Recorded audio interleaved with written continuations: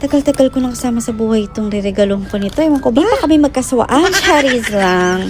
Birthday nga pala ang aking friends since high school. Since andito na kami sa Australia, syempre kami-kami lang magse-celebrate. Pag dito ka sa ibang bansa nag-birthday, hindi talaga siya ganun kasaya kaysa dyan sa Pinas. Sa Pinas, lagi akong excited kapag birthday ko na. Talagang pinaplano ko yun mga 1 month before. Pinaplano ko na kung saang bar o kaya resort namin isa-celebrate. Talagang pati alak, planado na yan. Kasi pag nandito ka na sa ibang bansa, wala ka na talagang aatupagin kundi magtrabaho. Mawawalan ka na ng time, maghanap pa ng mga friends. Kung meron man yung mga workmates mo lang, kaya yung mga kasama mo sa bahay, wala talagang kapantay pag sa Pinas ka nag-celebrate. Pero in fairness, masarap dito mamili ng gift. Unlimited ang options, lalo na kung materialistic yung pagbibigyan mo.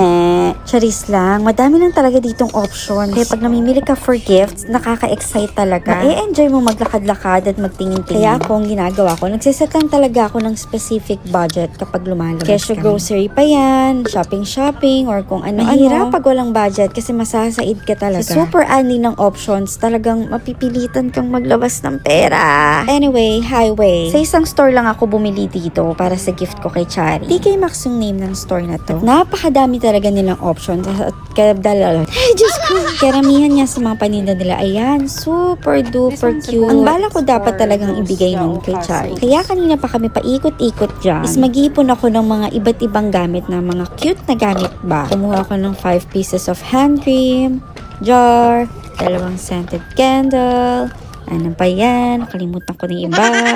Bumili lang ako ng birthday card and super cute na bag. Pero nung mag-check out na kami, nakita ko nga tong napaka-cute na bag. Tapos nakita ko Juicy Couture pa ang brand. Naalala ko dati pa lang ito rin mga pang kikay-kikay na brand talaga. So nahalata na nga ni Bubu na parang ako yung may gusto nung bag. Ayan, makichikan na lang kayo sa usapan namin.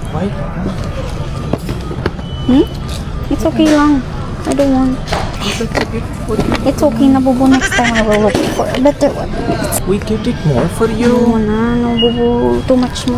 Why too much? I'm buying it for you, eh? Exactly. So why is it too much? Exactly. Come. So what? So what, eh? Alright, what? Expensive Get na. Expensive mo. See, you're buying pa this one. Get that one. Did you check if this is cold? We get more for you. Get more. Rizalin, get it fast. You get it more. I'll buy for you, man. Go get it. Expensive kasi. If you are using it, then Nagwagi na nga tayo mga akla. O, take-easy na kami. Twinning. Ayan ha, dapat ni-spoil din tayo paminsan-minsan. Babush!